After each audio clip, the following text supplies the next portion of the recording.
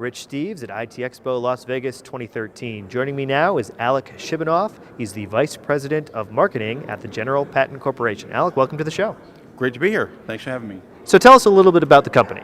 General Patent is a company that helps inventors, businesses, and universities monetize their intellectual assets, primarily patents. We help them turn their patents into revenue.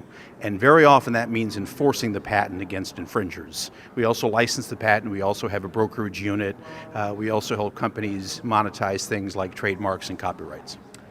So a term that's commonly thrown around is that of patent troll. What exactly is a patent troll living under a bridge, I imagine? Yeah.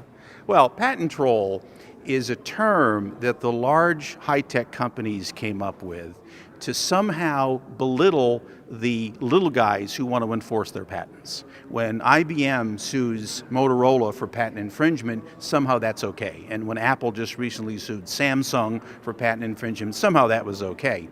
But what the large corporations really can't tolerate is when an individual inventor or a small business, the David, goes up against the Goliath and sues him for patent infringement. And they're trying to promote in the mind of the American public that somehow there's two levels of patentee. In other words, if you're a large corporation, you have one set of patent rights, but if you're a little guy, you somehow have a different set of patent rights.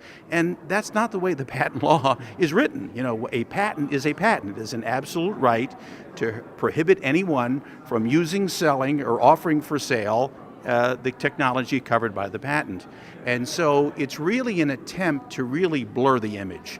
If I'm a large corporation and someone drives into my building, and I'm little Joe living down the street and someone drives into my house, we both have the right to sue the guy who drove into our building. Well, it's no different with a patent. A patent is an enforceable right regardless of whether you practice that patent, you're an inventor, you're a university. Thomas Edison had over 1,000 patents. He never practiced any of them. He enforced his patents. So by today's standards, Thomas Edison would be called a patent troll. So it's simply a means to confuse what really is an important issue. Yeah, it sounds like a little bit of propaganda if the Wizard of Menlo Park ends up being called a troll. Right, exactly right. So you mentioned Thomas Edison, and in studying history, I've always felt that America has a reputation as being a land of innovation. Do you feel that that is still the case? Well, we're still clearly the leader in innovation, and if you wanted a quantitative measurement, it would be how many patents are issued every year, and the U.S. Patent Office still issues more patents than any other national patent office.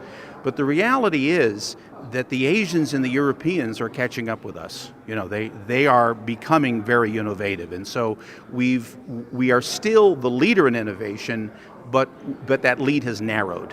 And so what was the book a few years ago? The world is flat, okay? Well, that was exactly one of the things they were talking about.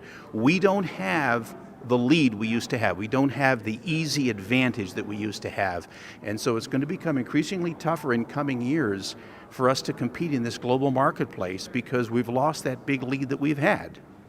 Alec, a fascinating topic. We could talk about it for a long time, but if people wanted to know more about your company, where would they go online? It's very easy. It's generalpatent.com, and you'll see there that we have various tabs for inventors and businesses, and we list all our services.